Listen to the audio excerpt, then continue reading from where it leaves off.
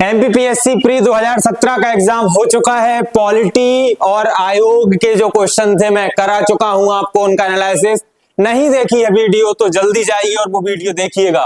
इस वीडियो में हम समझते हैं कि हिस्ट्री के कौन कौन से क्वेश्चन आए थे। हिस्ट्री नमो एबीसी एकेडमी के प्लेटफॉर्म पर मैंने ही आपको पढ़ाया था, और देखिए पुरानी प्लेलिस्ट जाकर देख लीजिए कि उस प्लेलिस्ट से आपके कितने क्वेश्चन सही होते हैं। 100% प्रश्न हमारे कंसेप्ट से, हमारे जो क्लास में पढ़ाया गया था उससे ये प्रश्न आए हैं।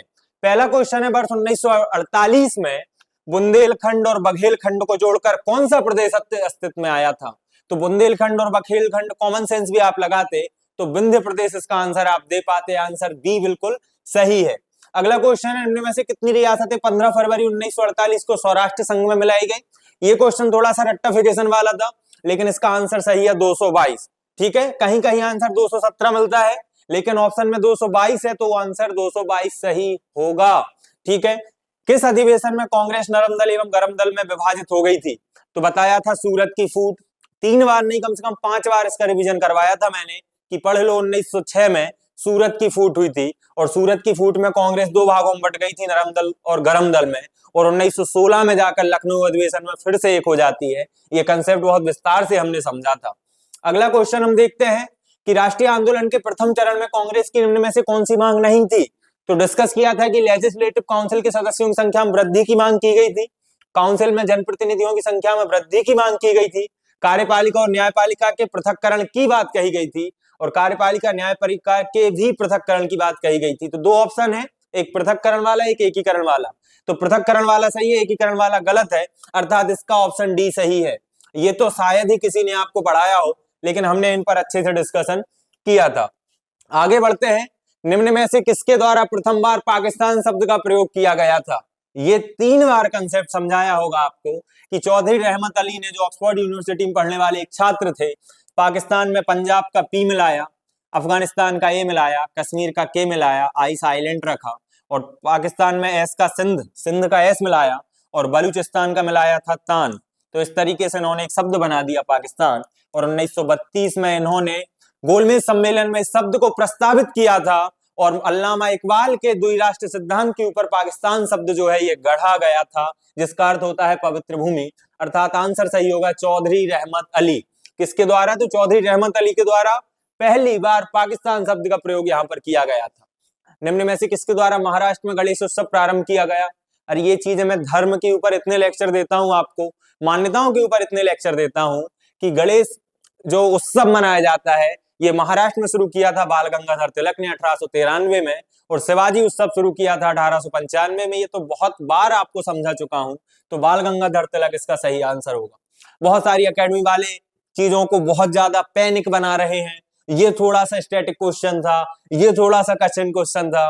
अब मैं उन लोगों से क्या बोलूं, इससे सरल तो दोस्तों कुछ नहीं हो सकता। एग्जाम में ना कुछ आ सकता है, लेकिन उनके लिए सरल है जिनने पढ़ा है और पढ़ाया है। समझ रहे हैं ना आप? आगे बढ़ते हैं। निम्नलिखित में से किसके द्वारा गणेश उत्सव ये हो चुका है। अगला क्वेश्चन आया है कि किस वर्ष लॉर्ड विलियम बेंटिक द्वारा प्रेस स्वतंत्रता प्रदान की गई।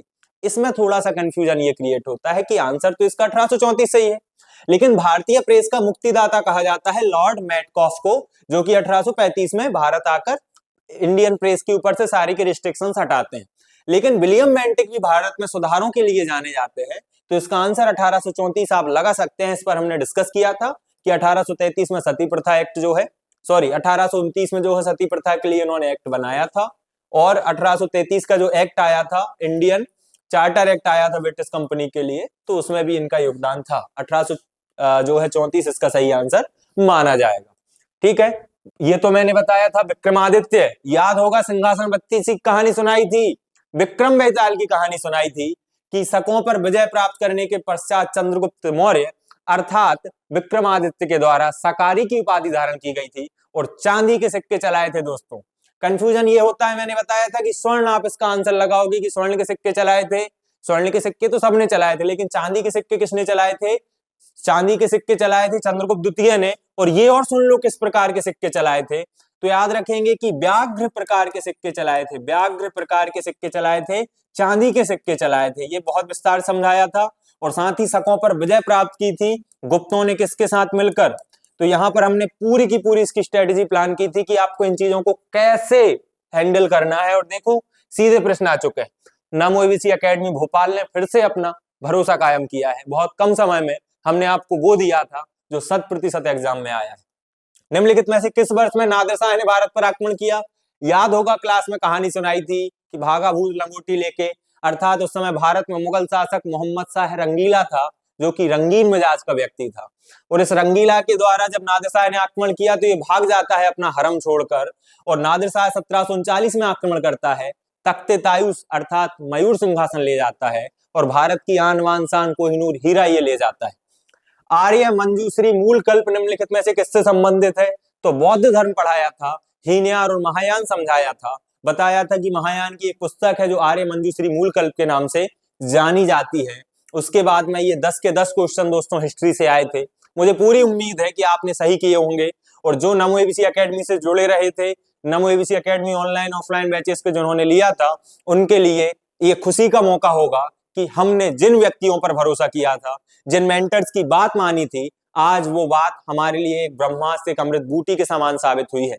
हम बहुत जल्दी मेंस का बैच शुरू करने वाले हैं, तो आइए जुड़िए नमो एबीसी एकेडमी से। मध्य प्रदेश की राजधानी भोपाल में अशोका गार्डन में आपको हमारी ब्रांच मिलेगी, और एमपी नगर जोन 2 में हमारी ब्रांच मिलेगी। एमपी नगर जोन 2 में आप जाइए, फर्स्ट फ्लोर पर हमारा ऑफिस है, सर्वोदय जो बिल्डिंग है उसमें आपको एमपीपीएससी मेंस की पूरी गाइडेंस यहाँ पर दी जाएगी। तो कॉन्टेक्ट नंबर आपको मिल जाएंगे हमारे डिस्क्रिप्शन में। आज के लिए इतना ही। फिर से हम अगले क्वेश्चन लेकर आ रहे हैं ज्योग्राफी और एमपीजीके के, जिन पर हम एनालिसिस करेंगे। धन्यवाद।